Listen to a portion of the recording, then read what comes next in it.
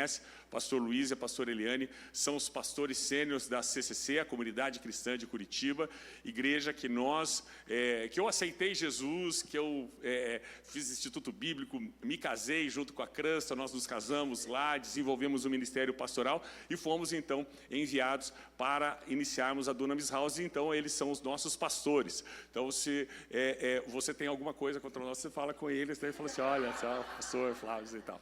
Mas eu gostaria de chamar a pastora Eliane para vir aqui. Dê uma salva de palmas ao Senhor Jesus. Amém. Pastor, é uma alegria poder tê-la aqui.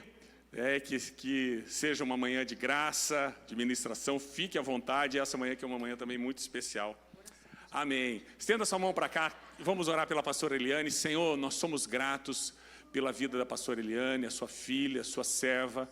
Senhor, Pai, ao longo de todos esses anos, o Senhor tem feito crescer o depósito sobre ela, Senhor, crescido a unção, a autoridade, e nós oramos para que nessa manhã o fluir da sua palavra, Senhor, dos dons do teu Espírito, Senhor, Pai, sejam liberados mais uma vez, Senhor, para ao ministrar a palavra, tocar os nossos corações, Senhor. Pai, que o Senhor coloque os teus dons em suas mãos e que ela flua com graça, com unção, com a tua autoridade, em nome de Jesus. Amém e amém. Amém. Bom dia, pessoal. Que alegria estar aqui com vocês. Na verdade, é uma honra.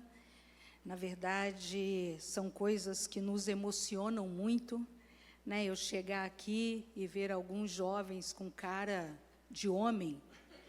A pessoa vem me cumprimentar por alguns segundos, eu não reconheço. Eu falo, gente, eu conheço esses traços. Mas era bem mais novo, há 10, 15 anos atrás, então, né, mas é uma coisa muito linda quando a gente vê, tem um texto na Bíblia que eu amo demais, lá de João, que ele diz assim, não tenho maior alegria do que ver que meus filhos continuam andando na verdade. Então, quando você tem filhos que andam na verdade, obrigada, e que está fazendo aquilo que você fazia quando eles eram só jovens que chegaram, né? O pastor Flávio, quando chegou na igreja, era um piazão, né? E aí, de repente, vê um homão de Deus, um pastor, assim, são coisas que enchem muito o nossa coração, e assim com a pastora Crans e tantos aqui, a baterista, e tanta gente que estava aqui dirigindo louvor, eu falei, Jesus, que cara de gente grande, né? Então, é uma coisa muito legal e que emociona muito a gente.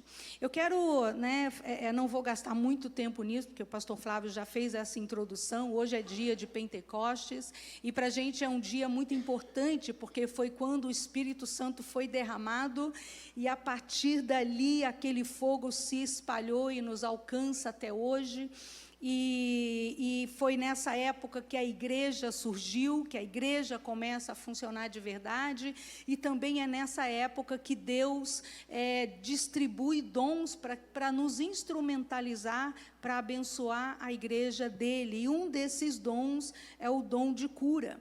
Tem alguém nessa manhã que você está doente e você gostaria de ser curado? Levanta a sua mão se tem alguém. Aqui, mais alguém? Levanta bem alta a mão. Aqui. Eu vou pedir vocês para ficarem de pé.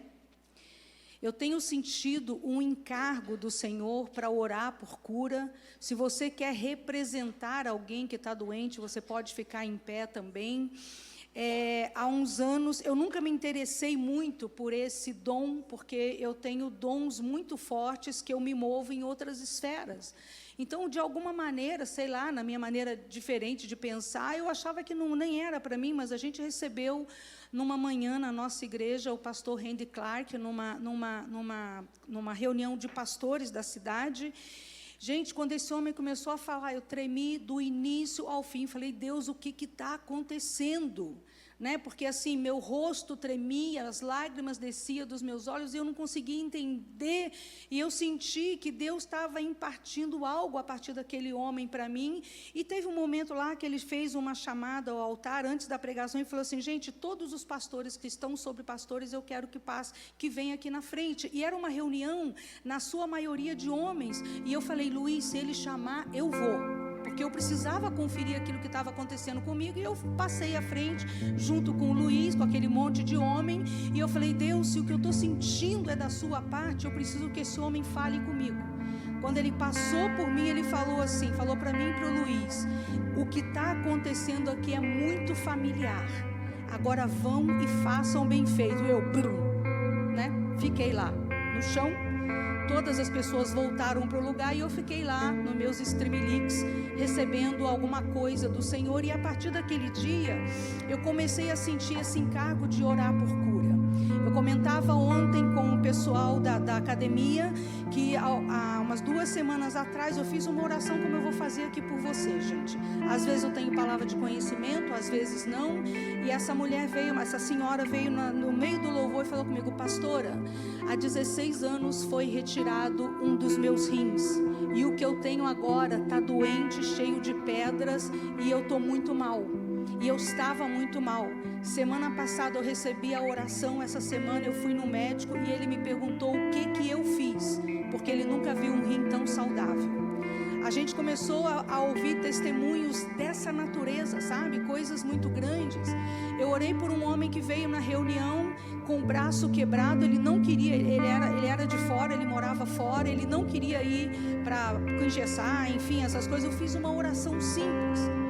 O homem foi assim instantaneamente curado, não precisou engessar, não precisou fazer nada. Então assim, Deus tem feito coisas muito grandes. Essa é a fé que eu tenho para você nessa manhã, porque hoje em especial é Pentecostes. Abra suas mãos. Você que está saudável, estende a sua mão, porque esse é um trabalho da igreja. Senhor, a tua palavra diz em Mateus 10, se eu não me engano, que nós curássemos os enfermos.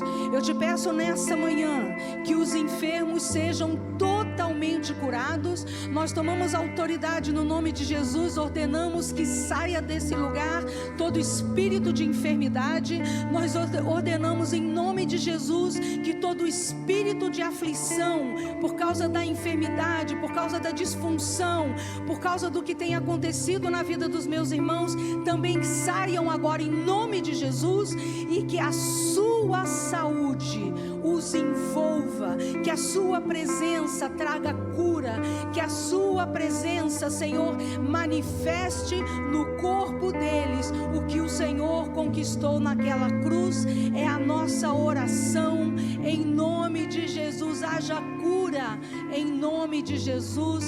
Diga: eu recebo em nome de Jesus. E dê um aplauso para o Senhor. Aleluia. Você pode sentar. Aleluia. Obrigada, Jesus. Gente, nessa manhã foi me pedido que falasse algo sobre família. E eu tenho uma palavra aqui que eu creio. Eu nunca preguei ela na minha igreja. Só para você saber. Né? Às vezes os pregadores vão lá no... Deixa eu ver aqui qual que... Não preguei na minha igreja. Então hoje eu quero falar sobre a urgência de converter o seu coração para o coração dos seus filhos. Malaquias encerra o Antigo Testamento com uma frase muito forte. Ele fará com que o coração dos pais se volte para seus filhos e o coração dos filhos se volte para os seus pais. É uma promessa. E já no início do Novo Testamento, lá em Mateus 3,16, vai nos contar a experiência do Filho Jesus com Deus, o Pai, quando o Pai diz para Jesus, no dia do seu batismo: esse é meu Filho amado, que me dá grande alegria. E eu tenho entendido, gente, nas esferas do que Deus tem falado ao meu coração, ministrado à minha vida nessas últimas décadas, que todo filho nasce com esse desejo imenso, interno, um desejo grande, de sentir que ele é amado pelos seus pais e sentir que ele dá prazer aos seus pais com a sua vida. Quando os pais conseguem comunicar adequadamente esses sentimentos para o coração do filho, não para a mente. Se eu perguntar para você: o seu pai te ama? Você vai dizer rapidamente sim, com a informação da mente. Mas o que me interessa é 20 centímetros para baixo. Você sente esse amor e muitos não sentem. Então, quando os pais conseguem comunicar adequadamente esses sentimentos, o filho vai prosperar em todos os seus caminhos, mas a falha dessa comunicação vai produzir desdobramentos muito dolorosos na vida dos filhos, e dos primeiros sinais é a desconexão emocional. Por isso essa profecia de Malaquias, ela é tão importante, porque ela fala de uma conversão dos corações que vai acontecer nessa etapa, vamos dizer, nesses dias que a gente está vivendo. Então, quando essa desconexão, ela encontra um lugar na vida do filho ferido emocionalmente, será preciso uma intervenção divina para que a conexão, dos corações entre pais e filhos se dê outra vez. E curar as feridas que foram feitas, por causa das falhas da paternidade, que causaram a desconexão, também será fundamental nesse processo. A gente vive dias em que a desconexão emocional deu lugar às conexões virtuais, sim ou não? E isso pode ser uma coisa extremamente perigosa para os filhos. Lendo sobre a história de Davi, eu comecei a estudar sobre isso e a perceber quanta desconexão, quantas marcas de desconexão a gente vê claramente na vida desse filho. Vamos pensar dessa maneira? Uma das coisas que a gente vê é que você não vai ver nenhum relato bíblico sobre um bom relacionamento de Davi com seus pais. Claramente, na visita do profeta Samuel à casa dele para ungir um dos seus filhos rei de Israel, claramente Davi não tinha um lugar à mesa com seus irmãos.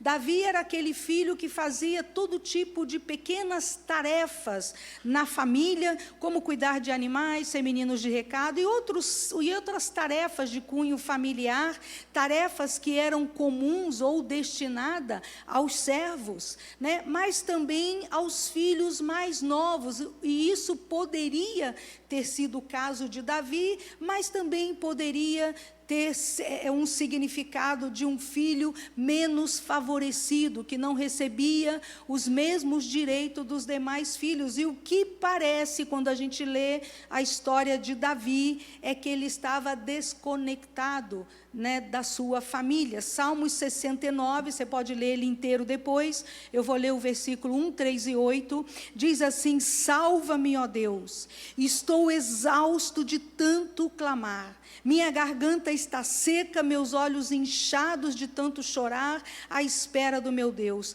Até meus irmãos fingem não me conhecer, tratam-me como um desconhecido. E o texto termina assim: eu, porém, continuo orando a ti, Senhor. Sabe, Davi sofria com as questões familiares, com as hostilidades dos irmãos, com a ausência da paternidade de Jessé, mas ele não abandonou o lugar de oração. Depois que Davi tem um encontro com Deus e ele entende o poder daquela paternidade, Davi investiu fundo nesse relacionamento, porque ele conheceu uma paternidade superior. E aí ele foi curado nos seus tempos de devoção, Davi foi restaurado e ele pôde cumprir o seu propósito. Mas na solidão da sua alma, Davi construiu uma história com o Senhor. Gente, nós precisamos construir história com o Senhor. E isso é entre eu e Ele. Ele não inclui você. Eu e Ele, você e Ele. Davi encontrou esse lugar.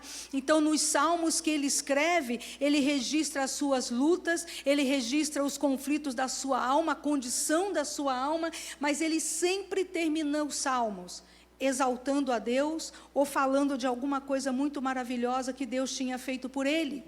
O segredo de Davi é que ele dá a Deus, o Pai, o direito de ocupar o vazio paternal deixado por Jessé. E ele chega num lugar da sua jornada com o Senhor, que ele é conhecido como o homem segundo o coração de Deus. Lá em Atos 13, 22, se você está anotando, fala disso, né, que Davi foi esse homem, e Paulo continua, e ele fará tudo o que for da minha vontade. E esse foi Davi, um homem segundo o coração de Deus, que fez toda a vontade do Senhor. Mas mesmo sendo esse homem, Davi cometeu muitos erros. E os principais que eu quero abordar nessa manhã, foi o erro com seus próprios filhos. Né? A falta de conversão do coração entre Davi e seus filhos, trouxe desgraça familiar, e trouxe desgraça sobre a nação de Israel, porque se perpetuou um governo doente, um governo órfão. A vida de Davi, gente, como filho de Deus, a história que ele escreveu como rei de Israel, gente, foi um sucesso, uma história extraordinária. Não é à toa que esse texto fala que ele foi um homem segundo o coração de Deus. Mas, né, você já ouviu essa frase? Nenhum sucesso na vida compensa a perda de um filho. Davi perdeu 2. Nessa tragédia familiar, e o pior de tudo, é que os filhos que ficaram, os filhos que sobraram, né, não conseguiram nem seguir a mesma fé e devoção que Davi tinha com o Senhor. Que tristeza! Que tristeza! Né? A descendência sofreu, a nação sofreu. E sabe, eu quero chamar a sua atenção, eu vou lá para Davi e volto para a gente, tá? Vou sempre estar fazendo esse jogo. Muitas das coisas estranhas que estão acontecendo na nossa sociedade hoje, no meio dessa juventude moderna, gente, com os filhos da nossa nação, vamos pensar assim, é fruto dessa desconexão emocional dos seus pais. Então é urgente que a gente converta o nosso coração para o coração dos nossos filhos. Sabe, pai e mãe? Eu sou mãe. Às vezes a gente tem assim um momento de orgulho próprio, fala, eu não vou dar o braço a torcer até que essa menina venha falar comigo. Não é mais tempo disso. Se a gente entrar nesse lugar, nós vamos perder os nossos filhos. Nós precisamos ter um coração alinhado com o Senhor, para sermos firmes, disciplinarmos, amarmos, mas também acolher e trazer para perto, mesmo que eu tenha que ferir o meu orgulho. Sabe, eu acredito que muitos dos erros de Davi tiveram origem nas falhas da paternidade de Jessé, e ele acabou reproduzindo alguns erros do pai. Né? Tem aí uma história de que Davi teria sido filho bastardo de Jessé, e parece que sim, mas, independente disso, Jessé assumiu a paternidade de Davi, mas a verdade é que Davi nunca teve um lugar à mesa do pai, com os outros filhos. Ele nunca experimentou a conversão dos corações. Quando a gente vai para a vida de Davi como pai, Davi teve mais de 20 filhos, sem contar, né, com suas concubinas. Concubina, falei certo, né? Isso mesmo. Mas ele não foi um exemplo de paternidade, gente, a ser seguido. Davi falhou com seus filhos muito mais até do que como Jessé falhou com ele, em alguns pontos. Davi se apresentava para as guerras, era um incrível guerreiro, governou Israel, era frequente no lugar de adoração, mas foi um pai distante de todos os seus filhos.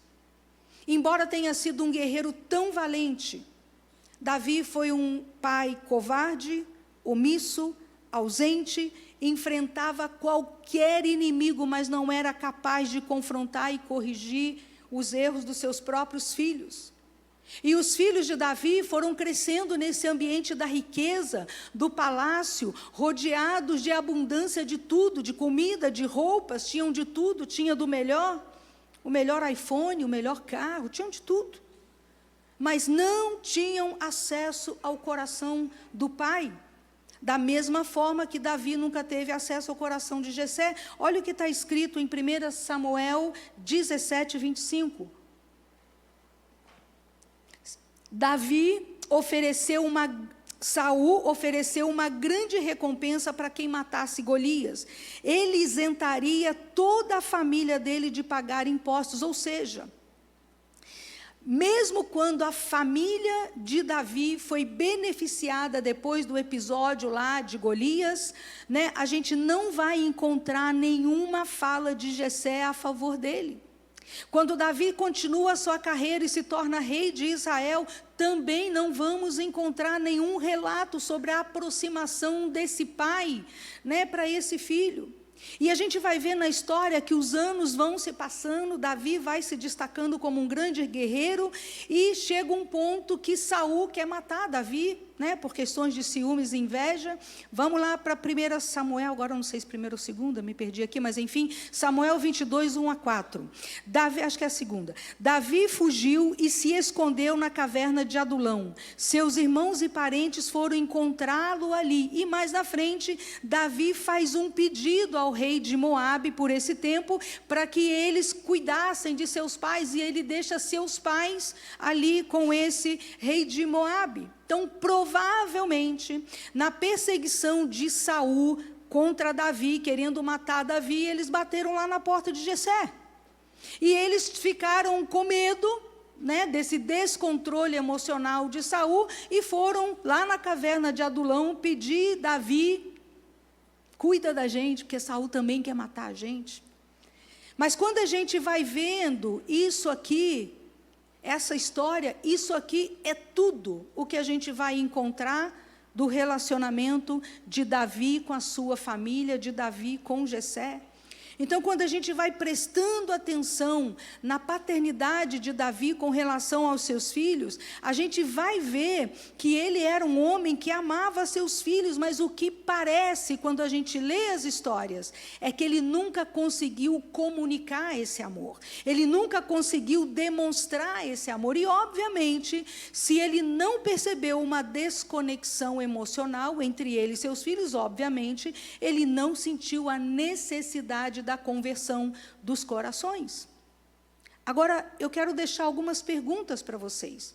Como está a sua conexão com o coração dos seus filhos? De fato, você conhece o coração dos seus filhos? Conhece seus gostos, suas lutas? Eles têm a liberdade de falar com vocês qualquer assunto? Eles têm a liberdade de fazer qualquer pergunta? Ali no auge da adolescência, uma das minhas filhas, acho que ela começou a entender essa coisa de homossexualidade e tal, e ela falou assim: pai, eu quero te fazer uma pergunta. Alguma vez você foi gay? Gente... E assim, ele nunca foi, tá, gente? Nunca teve jeito, casou comigo. Eu sou a primeira tudo na vida dele, então não foi. Mas a minha pergunta é: os seus filhos teriam a liberdade de fazer uma pergunta nesse naipe para você? Você considera importante quando eles falam uma coisa estranha? Gente, quando o filho fala uma coisa estranha, ai, menino, cala a boca, para de falar bobagem. Não faça isso. Presta atenção. Pode ter um pedido de socorro atrás disso. Pode ter uma sinalização de que ele precisa de uma atenção. Sabe, e assim, uma coisa que eu tenho aprendido como mãe, eu não tenho que saber tudo. Eu não tenho que ter resposta para tudo. Mas eu preciso trabalhar para não dar direito nem argumento para o inimigo. A gente precisa discernir essas falas do nosso filho, e, gente, e nós precisamos ser frequentadores do lugar de oração a favor dos nossos filhos. Eu tenho uma filha de 30 e uma filha de 27, adultas, né? Você veja, a gente se sente assim, quando a gente vê os nossos jovens aqui com cara de homem, a gente vê os filhos dos outros, nossa, eu já tenho 30, e ainda não sou vó, gente, é um absurdo. Eu tenho 61, tá? Eu já tenho idade para ser vó. Mas nada. Devem estar trabalhando bastante, mas fruto que é bom, nada. Eu ainda frequento o lugar de oração a favor das minhas filhas. Sabe, com esse histórico de Davi, eu quero falar sobre o relacionamento dele com 3 de seus filhos. Absalão e Tamar eram irmãos, filhos da mesma mãe. E Amnon era o primogênito de Davi e, obviamente, meio-irmão de Tamar. 2 Samuel 13 nos conta essa triste história de Amnon e Tamar, aparentemente a única filha de Davi. Amnon arma todo um plano para estuprar a sua irmã. E, ao saber do ocorrido, a Bíblia diz que Davi ficou furioso, mas não fez nada. E aqui, nesse episódio, nessa história, Davi perde oficialmente o coração de Absalão, que era irmão de Tamar. Aqui, oficialmente, Absalão se divorcia do seu pai. E provavelmente, gente, já havia um histórico desse sentimento de abandono emocional. Absalão devia estar passando por isso, e aí o que vai aparecendo na história bíblica são mais os resultados de todo esse histórico que a Bíblia não fala. Agora, se Davi tivesse discernido o coração de Absalão, a desgraça não teria alcançado a sua família. Absalão, então, por causa desse episódio com a irmã, passa a odiar profundamente o seu irmão, por ter violado a Tamar, e a omissão de Davi fere ainda, mais profundamente o coração de Absalão. Ele toma as dores da sua irmã, planeja uma vingança contra o irmão, e essa vingança ela foi crescendo silenciosamente por 2 anos.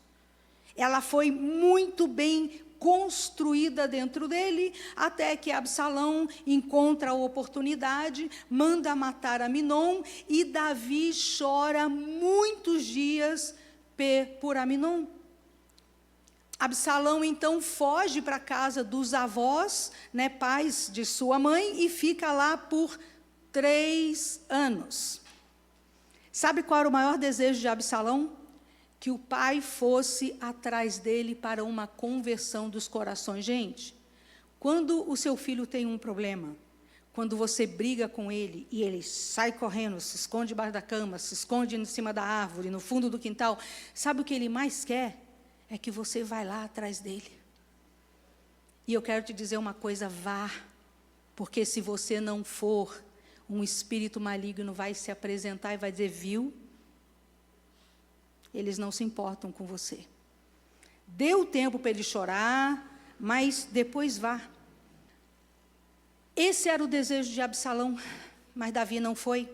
Absalão precisava de perdão, de reconciliação como filho, gente. Precisava se sentir amado, compreendido, mas não foi. O que ele faz por Tamar, o que ele fez por Tamar, era o que ele gostaria que Davi tivesse feito por ele, mas Absalão não recebeu o que precisava. E aí eu tenho mais algumas perguntas para reflexão. Será que os seus filhos estão recebendo de você o que eles precisam emocionalmente? Alguns deles têm dado sinais para você de que eles se sentem uma carga, um peso, um problema, um gasto. Você percebe hostilidade entre os irmãos e o que você faz os aproxima ou os afasta? Uma vez perguntaram para o Luiz, suas filhas se dão bem? E Luiz falou, sim, elas são irmãs. Claro que não, né? Elas são irmãs, irmãs brigam por qualquer coisa. Você compra um chocolate, corta no meio, elas estão brigando porque um lado é maior, o outro é menor, sim ou não? Aí a gente aprendeu uma técnica. Uma corta e a outra escolhe. Nossa, gente, o nível de precisão é uma coisa assim. Mas funciona, tira a carga da nossa mão.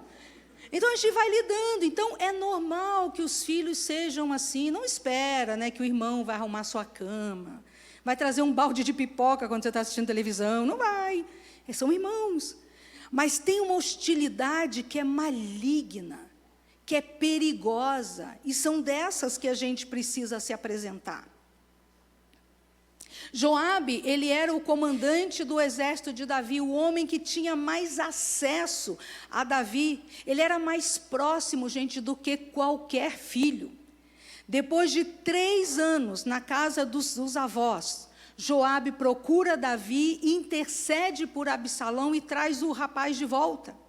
Agora, ouça as palavras de Davi quando Joabe traz de volta Absalão. 2 Samuel 14, 23. Absalão pode vir para casa, mas não deve vir à minha presença. Como assim? 3 anos longe do filho. E Absalão, então, não vê Davi. Então, a culpa, a rejeição, o abandono, a tortura emocional, a falta de explicação foi adoecendo a alma desse filho. A Bíblia diz, no versículo 27, do capítulo 14, se eu não me engano, diz que Absalão tinha 3 filhos e uma filha. Essa filha se chamava Tamar e era muito bonita. Diz que Absalão morou 2 anos, e aí esse texto continua, diz que Absalão morou 2 anos em Jerusalém sem ver o pai, ou seja, 5 anos sem ver o rosto do pai, 3 com os avós, 2 de volta a Jerusalém, sem ver o rosto de Davi. Provavelmente, Davi nunca conheceu os filhos de Absalão. Parece que eles morreram ainda na infância, porque Absalão constrói um monumento para ele. Em 2 Samuel 18, diz assim: quando ainda estava vivo, Absalão havia construído para si um monumento no Vale do Rei, pois disse, não tenho filho para dar continuidade ao meu nome. Chamou o monumento de Absalão. Absalão não se sentia importante para ninguém. Ele não tinha senso de significado, mas ele não queria ser esquecido. E todas essas feridas na alma foram abertas e nutridas pelo próprio pai. Então, Absalão, não aguentando mais essa tortura emocional, manda chamar Joabe, que era o único homem que tinha acesso a Davi. E ele fala assim, eu quero que você pergunte ao rei por que ele me trouxe da casa dos meus avós. Se ele não pretendia me receber, teria sido melhor eu ficar lá. E aí ele diz, quero ver o rei. Se ele me considera culpado de algo, então que mande me matar. Consegue perceber a dor do coração desse filho? O que esse menino mais queria? O pai. Ele queria que o pai fosse ao seu encontro, que o pai quebrasse o orgulho e fosse abraçá-lo, e fosse resolver as questões emocionais. Então Joabe faz o bom trabalho, vai conversar com Davi e fala assim, olha, o Absalão quer te ver. E ele pode trazer o Absalão. Então diz que vem Absalão na presença do rei, sentado no seu trono, e diz, ele veio, curvou-se com o rosto no chão diante do rei, e o rei o beijou. 5 anos de ausência. E a única coisa que Absalão recebe é um beijo. Sabe, gente, não se resolve questões emocionais entre pais e filhos com um beijo, com um tapinha nas costas, com uma fala, não, está tudo bem, eu não guardo ressentimento. Mentira, desculpa, eu trabalho com isso. É só a gente cavar um pouquinho, que está tudo lá dentro. Davi foi o filho que não aprendeu a ser pai, por isso ele não pôde consolar Tamar, só ficou furioso. Ele não teve o valor emocional para disciplinar e corrigir o irmão que violou. Aminon foi um filho mimado, com uma índole horrível, mas quando morre, Davi chora por ele dias eternos. Davi chorou por ele, mas não percebeu que aquele era um filho perdido, um filho pecador, um filho que tinha uma índole horrível, um filho que era um perigo para a sua corte, um homem sem temor de Deus, porque, gente, se Aminon foi pervertido sexualmente a ponto de... Gente, é toda uma trama que eu não tenho tempo de falar. Para fazer o que ele fez com a irmã, o que você acha que ele fez com as outras pessoas do reino, da corte? os empregados, os que serviam na casa, um menino do mal. Aminon era o filho perverso, Absalão era o bom filho, mas foi punido emocionalmente ao extremo, e o perdão nunca foi verbalizado. O coração de Absalão foi se enchendo de ressentimentos contra o pai, as críticas internas contra a posição de Davi como pai, como rei, cresceram absurdamente. Aí quando você vai para o capítulo 15, 4 anos depois, ou seja, 5 anos sem ver o pai, no capítulo 15, 4 anos depois, quantos anos são? 9 anos, ele está nutrindo essa dor. E aí Absalão se insurge, se levanta e se insurge contra o rei e dá um golpe de estado, que foi a melhor maneira que ele encontrou para ferir o pai e declarar, oficializar o divórcio no relacionamento. A Bíblia diz que Davi, com toda a sua comitiva, foge de Jerusalém, muitas coisas acontecem, depois você lê lá, e no capítulo 18 tem um confronto entre o exército de Davi e o exército de Absalão, e diz o texto que depois que Davi passa em revista esse pessoal antes de ir para a guerra, contra o filho dele, ele chama Joabe e fala assim: por minha causa, trate Absalão com bondade. A batalha se dá, muita gente morre, inclusive Absalão. 2 Samuel 18, 33 diz assim: o rei ficou muito abalado e chorou. Andando de um lado para o outro, clamava: ah, meu filho Absalão, meu filho Absalão, quem me dera se eu tivesse morrido no seu lugar, ah, Absalão, meu filho, meu filho. No capítulo seguinte, o rei cobre o rosto com as mãos e continua a chorar: ah, meu filho Absalão, Absalão, meu filho, meu filho. Como assim? 9 anos de ausência, o menino bendigando a atenção do pai, e vai chorar depois de perder? Sabe, gente, na verdade, o outro lado dessa moeda é que Davi amava o seu filho. Do jeito dele, mas ele amava. Mas ele nunca soube comunicar esse amor, porque ele não aprendeu com Jessé como é que era essa coisa de amor entre pai e filho. E sem esse modelo correto, saudável, Davi não soube exercer essa paternidade sobre seus filhos. Agora, gente, eu quero deixar uma coisa aqui, se você não lembrar de nada do que eu falar, não esquece disso. Comece a chorar agora pelos seus filhos. No lugar de oração, clamando a Deus que eles sejam guardados desses dias tão maus. Se você acha que os dias da sua juventude foram dias difíceis, você não tem ideia do que os nossos filhos enfrentam nesses dias. E se manter crente, gente de Deus, gente, exige muito posicionamento, mas muita oração de pai e mãe. Sabe, eu amo as pessoas da minha igreja. Eu amo vocês. Mas eu nunca vou orar pelo seu filho como você oraria. Sim ou não? Você nunca vai orar pela minha filha como eu oro. Entende? Então, nós precisamos chorar agora para não chorar depois. Então, interceda violentamente, ore nas madrugadas. Não interessa quantos anos tem seu filho, 1 ou 31. Não interessa.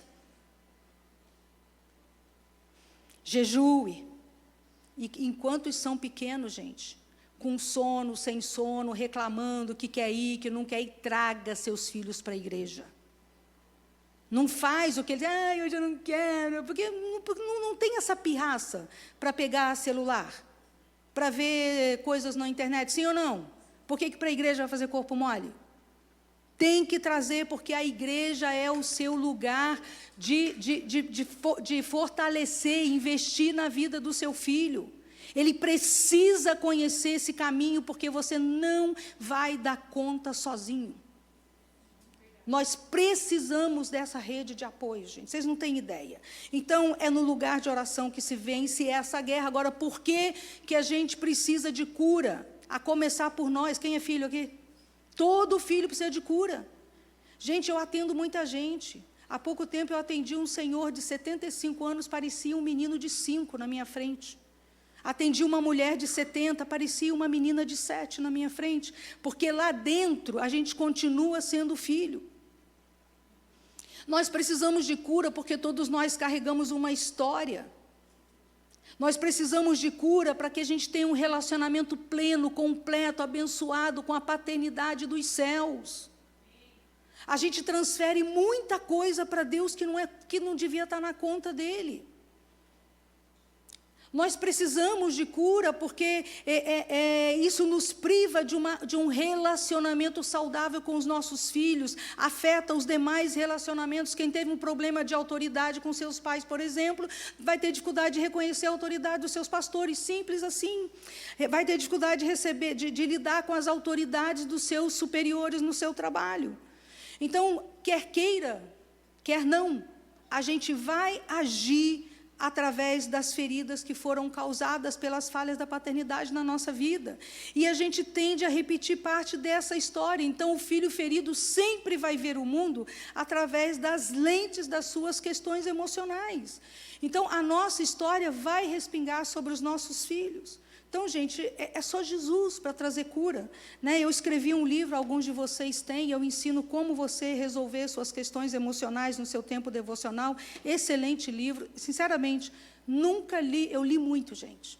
Eu li muito para eu poder exercer esse ministério e eu tive pouca ajuda prática de como fazer isso. Todo livro de cura interior faz uma oração, depois do que ela fala, todas aquelas coisas. Você faz a oração e continua igual, porque não é uma oração que resolve, é um processo de cura, de restauração profunda do Senhor na nossa vida. Nós precisamos disso.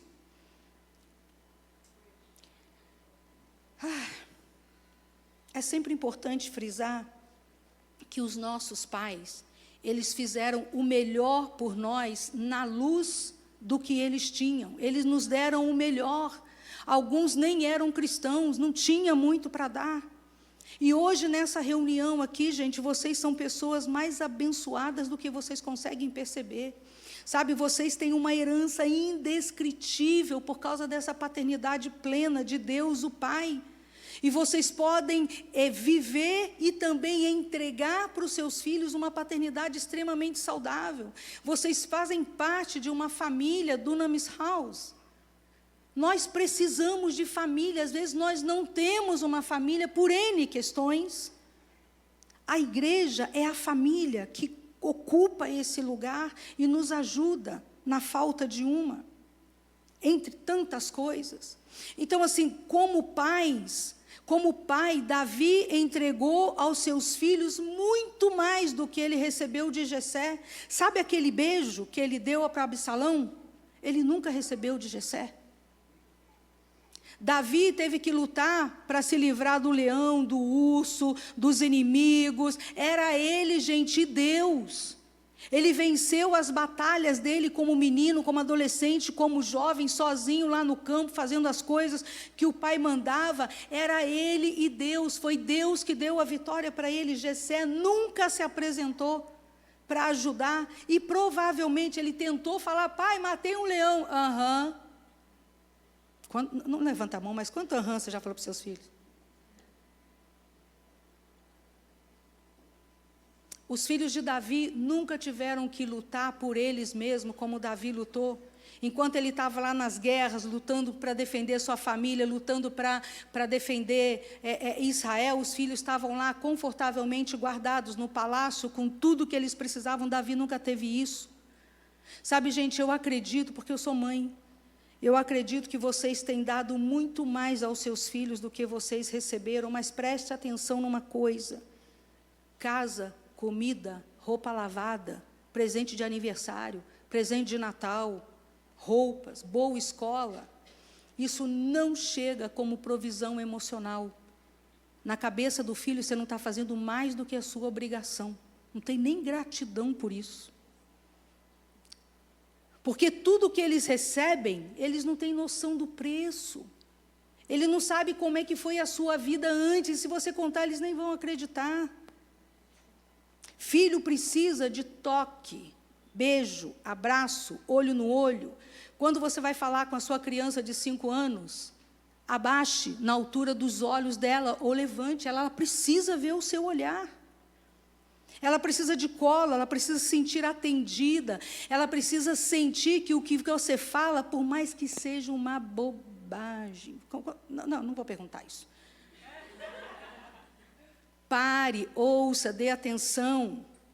Agora, a pergunta que eu tenho para a sua reflexão: todos nós que somos pais, nós sabemos que nós amamos os nossos filhos, mas a pergunta é, eles sabem disso? Ou você presume que ele sabe? A pergunta é, eles sentem esse amor? Sabe, gente, eu atendo muitos filhos feridos de todas as idades. E o que eu tenho aprendido é que o óbvio precisa ser dito. Jesus tem 30 anos, vai ser batizado, um homão, sim ou não? Homem adulto. E o pai fala, gente, esse aí é o meu filho amado. Eu tenho muita alegria com a vida dele. Qual é o ensinamento? Se o seu filho tem 1 ou 31, ele ainda precisa da voz do pai que afirma o amor, que afirma a importância. É bem possível que os filhos de Davi nunca se sentiram amados no nível que eles precisavam. Diz a Bíblia que todos eles se tornaram assistentes diretos do rei, mas a verdade é que eles não tinham acesso liberado ao coração do pai. Eles eram assistentes do rei, mas eles precisavam cumprir protocolos para chegar na frente do rei, ser encaixado na agenda real, ser do desejo do pai recebê-lo, se ajoelhar diante do rei para falar com o pai. Já pensou, gente, que dureza isso? E a pergunta é, seus filhos têm acesso liberado a você? Ou o WhatsApp vem primeiro? Navegar nas redes sociais vem primeiro? Ouvir notícias vem primeiro? Cuidar da igreja, falar com o liderado? Qual é o nível de prioridade que os seus filhos têm na sua vida? Você tem separado um tempo de qualidade para estar só com eles, sem interrupção de celular, do chefe, seja lá o que for? Muitas vezes, porque assim, filho só chega na hora que você está muito ocupado. Na hora que você não está fazendo nada, eles não se apresentam, sim ou não? Eu estou no meio de uma pregação com um raciocínio, Deus está falando comigo, chega a filha. Aí eu fecho o computador e falo, Jesus, me ajuda, não deixa eu esquecer isso. Eu já tenho 61, deixa eu esquecer não. Quantas vezes eu fechei o meu computador para ouvir alguma bobagem? Mas sabe, eu quero te dizer uma coisa. Gente, quando nós ouvimos as bobagens dos nossos filhos, de 7, 8, 10, nós ganhamos o direito de ouvir coisas mais sérias do 15, do 16, do 18. Se você não ouviu o de 7, não espere que o de 17 vá falar com você, vá abrir o coração.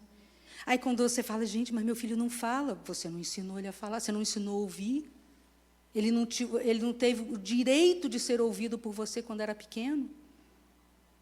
Sabe, eu aprendi isso e eu pus em prática com minhas crianças, porque a vida inteira na igreja, né, gente? Minha vida é igreja. Assim, todo final de culto eu estou rodeada de gente, tem fila querendo falar comigo, sempre foi assim. Mas quando uma filha chegava, ela punha a mão no meu braço e eu já sabia que ela queria falar comigo. Ela só me dava uns segundos para eu poder interromper isso aqui. Agora me dá licença só um pouquinho que eu preciso atender minha filha. Fica aí, não vai embora não. Abaixa, olha no olho, o que foi, filha? Os filhos precisam ser atendidos, eles precisam ter a sensação de ser o primeiro, a prioridade na sua vida. Gente, a gente ouve tanta bobagem dos novos convertidos, das pessoas que a gente pastoreia, assim ou não? Eles não estão aqui, pode falar. Deixa eu, só para eu não me perder. Eles falam tantas coisas. Talvez aqui na Duna me seja melhor, porque tem muito poder nesse lugar aqui, então talvez não aconteça isso. Mas lá na minha igreja, você fala com as pessoas, elas mentem, enganam, não te obedecem o que você orienta, causam confusões, e a gente continua investindo na vida desse povo. E um dia fala assim, pastor, eu queria te dizer uma coisa, eu te amo tanto, essa igreja me abençoou tanto, mas eu estou indo embora para a Dunamis House. E a gente ainda tem que abençoar. Não é o caso aqui, não é o caso. Gente, o que eu quero dizer com isso é que nós devemos amar as pessoas que o Senhor nos confia. Mas um dia elas vão embora. A nossa família vai ficar até o final. Então eu dou tudo para a vida desse irmão que vai me deixar um dia. Olha, não quero envenenar você. Mas não pense que você é tão amada que essa pessoa que você deu a vida por ela vai ser fiel e leal para você até o final. Não vai acontecer. Se acontecer, glória a Deus. Às vezes acontece. Mas filho fica até o final. Cônjuge fica até o final. Família é para sempre. Então nós não podemos colocar nada na frente da nossa família. Antes da nossa família vem só uma pessoa. Jesus. Então, assim, a gente tem tanta paciência com essas pessoas, se não tem paciência para ouvir as bobagens do nosso adolescente. Joabe tinha acesso ao coração de Davi, mais acesso do que os seus próprios filhos. Sabe, gente, o que eu quero dizer aqui, já indo já para a conclusão, eu acho. Sabe, Davi, digamos assim, ele não teve esse tempo, mas você tem tempo de corrigir, não importa a idade dos seus filhos, ainda dá tempo para pedir perdão, para recomeçar, e acredita em mim, eles estão esperando por isso, independente das idades. Quando o filho sofre, porque ele se sente um peso, porque ele incomoda, porque ele é tratado com gritos e impaciência a maior parte do tempo, quando não recebem a atenção e o tempo de qualidade que precisam, eles sofrem. Mas quando eles recebem o suprimento emocional, eles serão filhos que vão, assim, eles não vão ficar travados na vida, eles vão conseguir seguir em diante.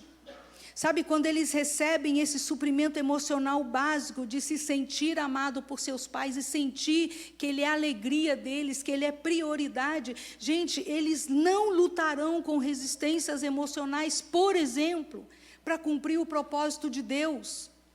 Sabe, eu creio que se Absalão tivesse recebido isso de Davi, se ele tivesse sido atendido nas suas emoções, ele teria sido um bom substituto.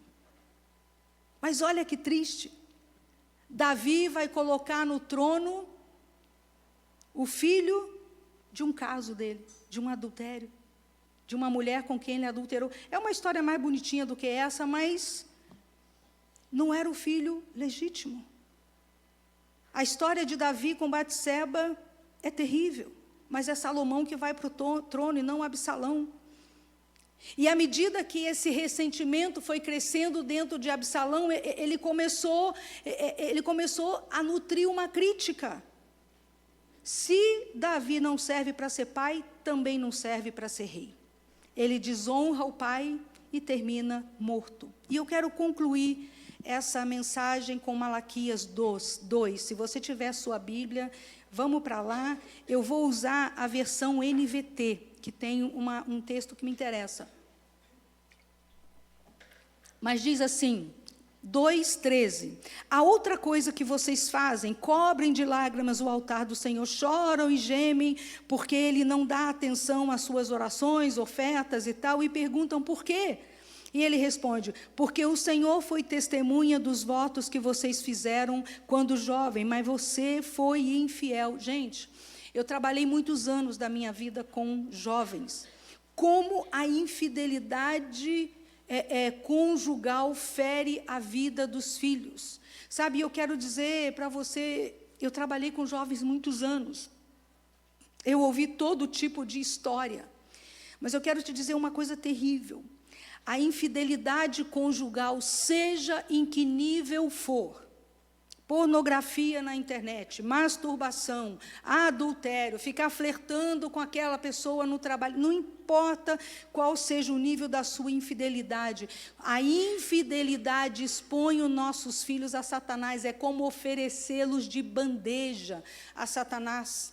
O pecado de Batseba, Davi com Batseba, deixou uma herança de maldição terrível para os filhos de Davi. E Aminon foi o primeiro a ser alcançado por essa herança. É como se Davi estivesse colocando ele numa bandeja e oferecendo para o inimigo. Ele se tornou um pervertido sexual, pior do que foi Davi.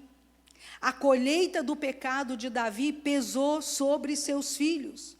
Aminon repetiu com Tamar o mesmo pecado de luxúria que Davi havia cometido com Batseba há poucos capítulos anteriores a esse que a gente está lendo. Então, o que eu quero dizer, pais e mães, é preciso ter uma vida limpa, de pureza sexual.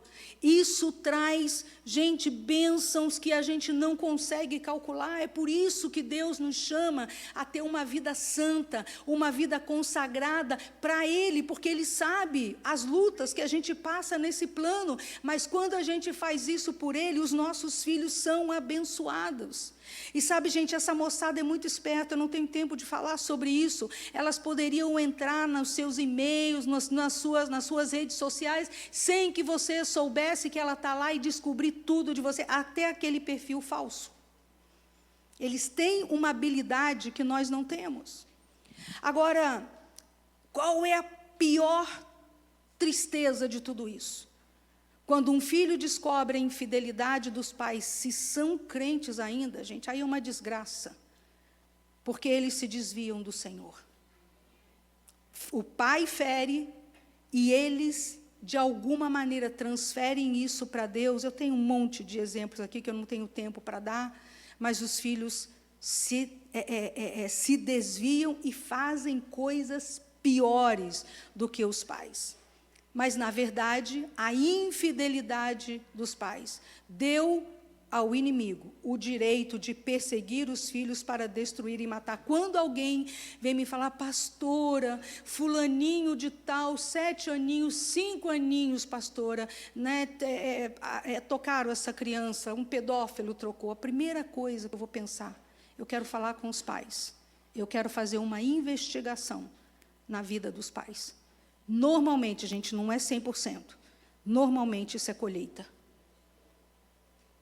Normalmente, é colheita.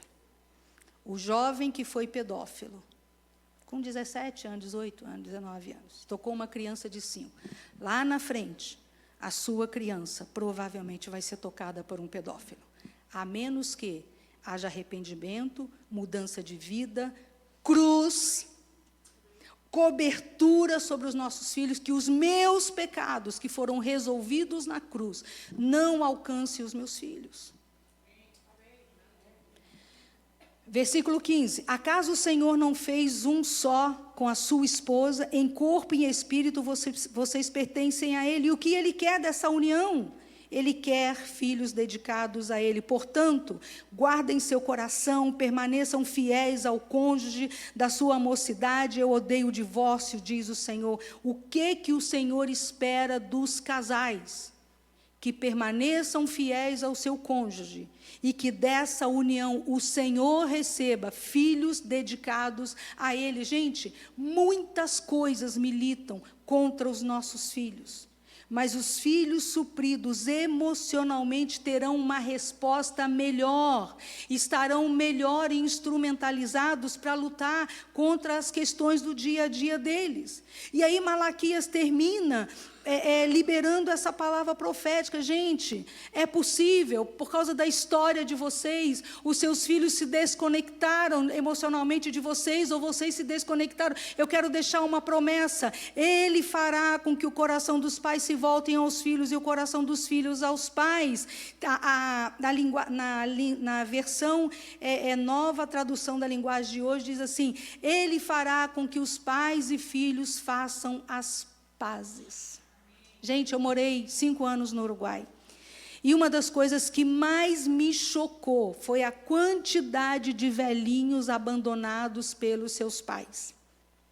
Filhos, inclusive, que pagavam as contas, depositava eles em algum lugar, ou uma casa do governo, uma casa particular, mas não iam visitá-los por causa da conta emocional.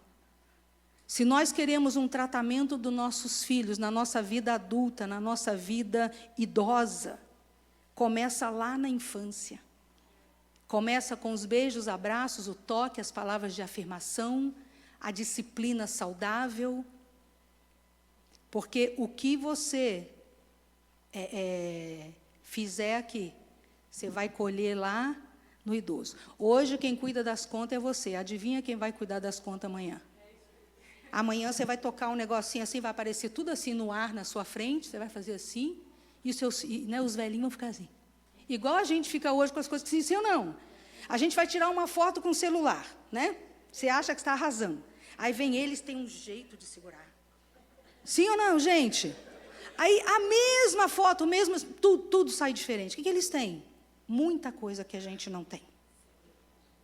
E lá na frente, a gente vai colher aquilo que a gente semeou. Então, hoje, eu quero terminar com isso. Seja o maior intercessor dos seus filhos. Chorem muito na presença de Deus e na oração. Intercedam intensamente.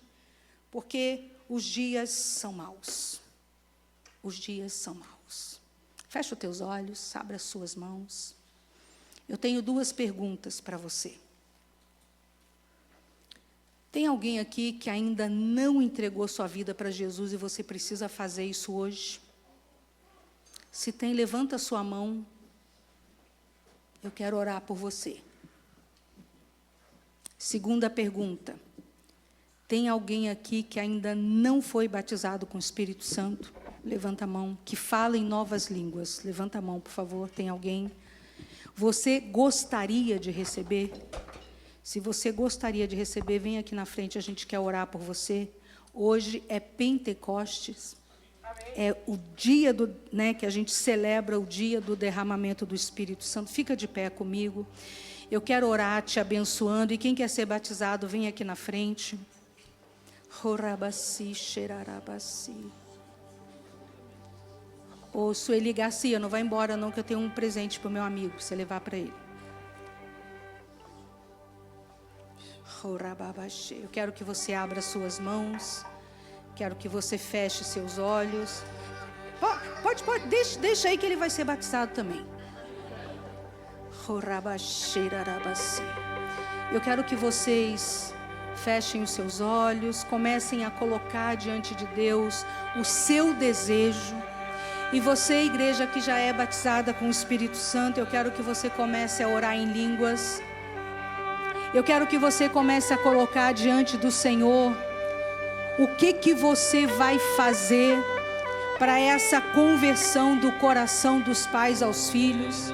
Talvez você seja o filho que precise se converter ao coração do pai.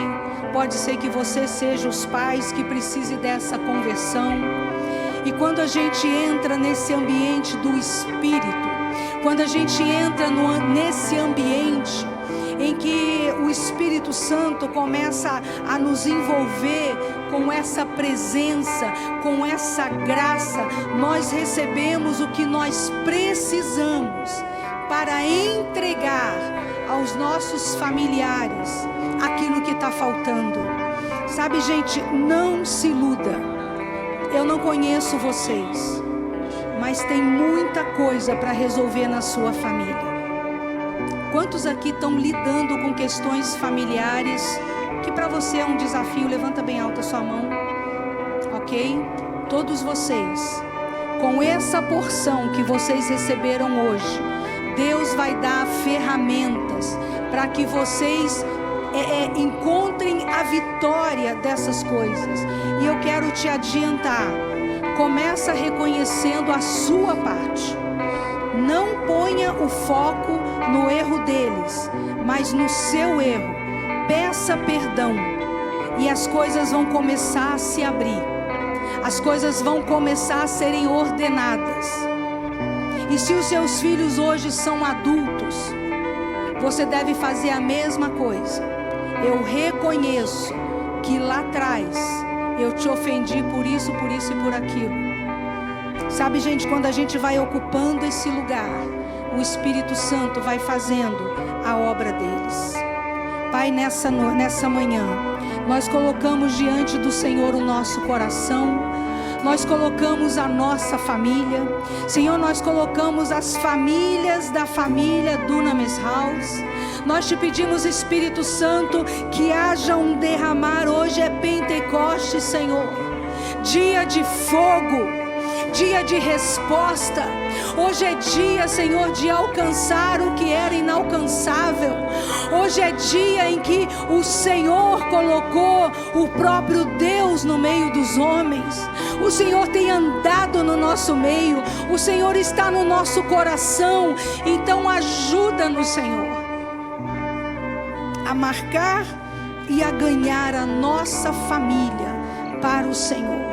Eu oro por cada filho que está longe, Senhor, e eu te peço que eles voltem para casa, que eles voltem, Senhor, a ter um encontro com o Senhor. Espírito Santo, faz a tua obra.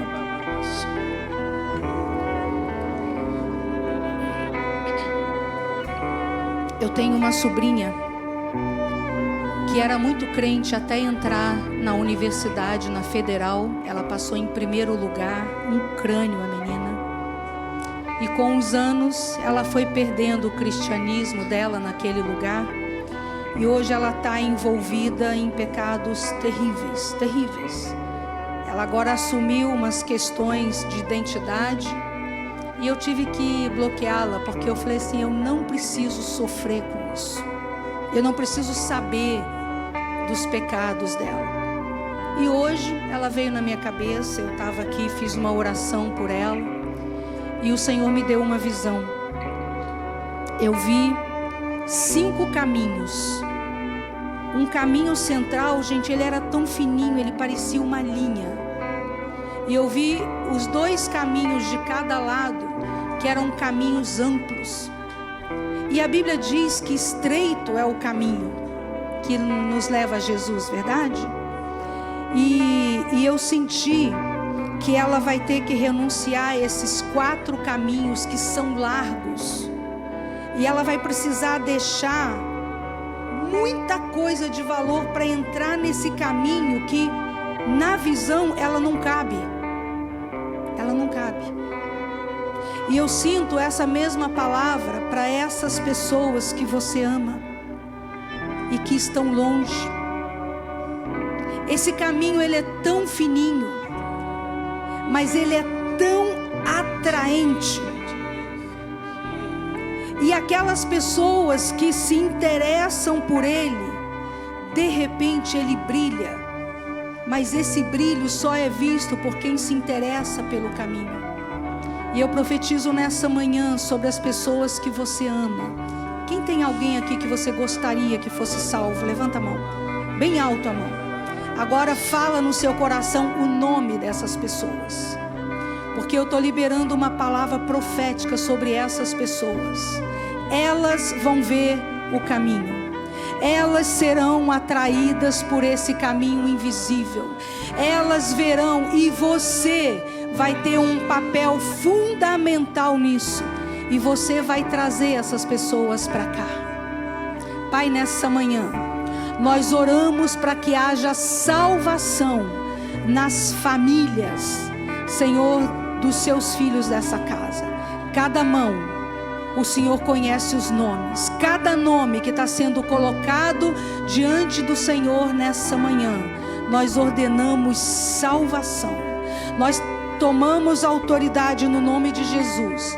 Nós ordenamos que os espíritos das trevas soltem essas pessoas. Ordenamos que elas sejam liberadas para se movimentarem o suficiente para ver o brilho desse caminho tão estreito e serem atraídas para esse lugar.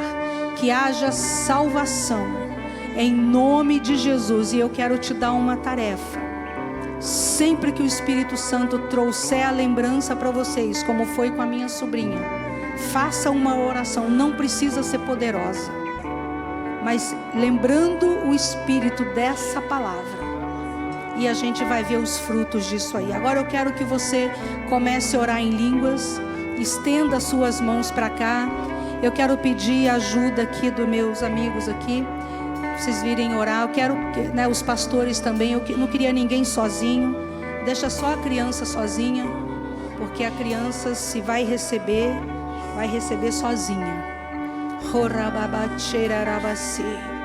Espírito Santo, nessa manhã em que a sua igreja celebra Pentecostes, eu te peço, Senhor, que os seus filhos recebam sobrenaturalmente o batismo com o Espírito Santo e comecem a falar em novas línguas em nome de Jesus. Em nome de Jesus. Em nome de Jesus. Em nome de Jesus. Olha para mim. Olha para mim. Jesus ama você. Esse é um presente que você tem direito. Não tem nada que te impeça de receber. Você não vai ser mais amado, menos amado, se você receber ou se você não receber. A sua porção é o Senhor. O que Ele tem para você é seu. Entendeu? Então diga, em nome de Jesus. Eu peço perdão por todos os meus pecados. Tudo que eu fiz e que me afastou do Senhor. Nessa manhã eu recebo perdão. Eu mando embora a culpa.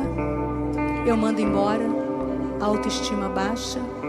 Eu mando embora o sentimento de que eu não mereço. E não merece mesmo. Jesus não dá nada pra gente por merecimento. Ele dá por amor e por graça. E Ele tem isso para você hoje. Qual o seu nome? Felipe. Felipe, em nome de Jesus, recebe o batismo. Comece a falar em novas línguas. Continue olhando para mim. Repete comigo. Eu oro a minha e você ora a sua. Recebe em nome de Jesus. Parece difícil, mas não é. Mente, eu te proíbo de atrapalhar. Espírito Santo, encontra o espírito do Felipe e que ele receba do Senhor agora essa porção. Em nome de Jesus. Em nome de Jesus. Então vem, como prometeste, derrama o teu Espírito, derrama o teu Espírito. Então vem, como prometeste, derrama o teu Espírito, derrama o teu Espírito. Então vem, como prometeste, derrama o teu Espírito, derrama o teu Espírito. Então vem, como prometeste, derrama o teu Espírito, derrama o teu Espírito. Então vem, como prometeste, derrama o teu Espírito, derrama o teu Espírito. Então vem, como prometeste, derrama o teu Espírito, derrama o teu Espírito. Então vem, como prometeste,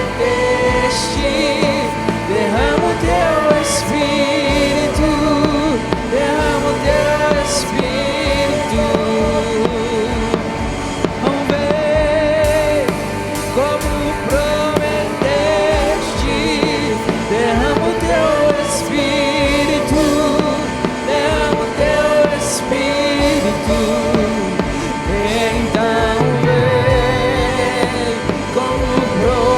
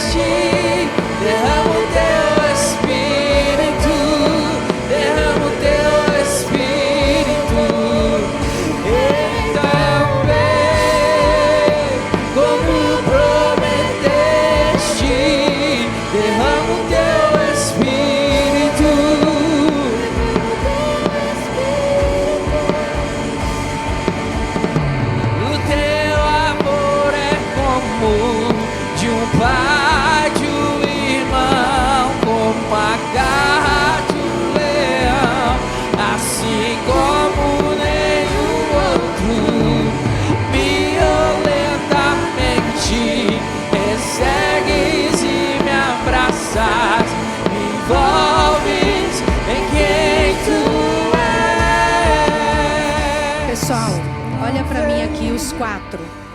Os quatro, olha para mim aqui. Olha só. A gente não entende o que a gente fala. É mistério. A gente fala uma língua que só o nosso espírito e o Espírito de Deus conseguem entender. Eu creio que a gente vai entrar num grande avivamento como igreja, e Deus tem falado comigo que o avivamento do Brasil vai começar no sul. E eu espero que seja aqui na DH. Eu espero. Não sei vocês, quantos esperam? Assim não vai acontecer, né? Quantos esperam? Amém. E um dos sinais que Deus tem me falado é a interpretação de línguas, da variedade de línguas, que é um dom. Então, de vez em quando, presta atenção no vizinho rapidinho, né? Só para ver se você está entendendo. Se você entender, fala, eu estou entendendo. E aí conta para todo mundo o que ele está falando, tá? Mas isso aqui é para edificar a nossa vida. Então, assim, eu acho que você recebeu, Felipe. Eu acho que você recebeu. Quem já abriu uma torneira e sai só umas gotinhas? Sim ou não? Aí você vai abrindo mais, vai abrir, chega uma hora que você tem que fechar, senão ela inunda tudo. O batismo com o Espírito Santo, às vezes é assim, comigo foi assim, tá? Então, uma palavrinha, fala o que você tem. Essa criança aqui começou a falar há quantos anos? Já fala? E qual foi a primeira palavra? Aí você fala, meu Deus, meu filho é mudo, nunca vai falar, só fala mamãe. É assim que a gente faz? Não. No Espírito é a mesma coisa.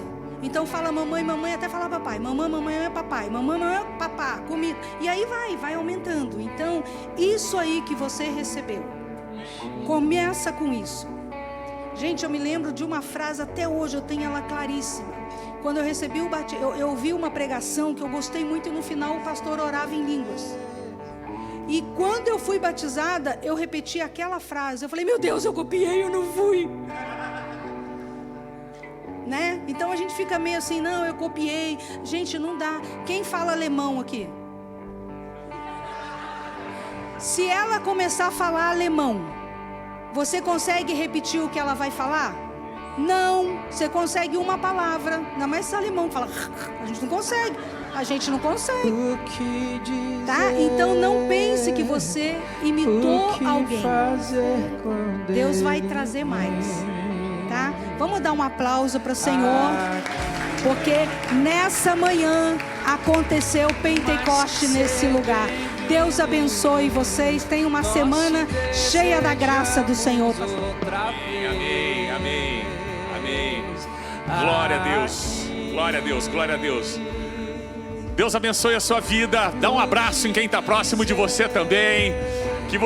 Que seja um domingo abençoado, que seja uma semana abençoada. Vá na paz do Senhor. Você que nos assiste, fique em paz. Deus te abençoe, em nome de Jesus. Mais que ser bem-vindo, nós te desejamos.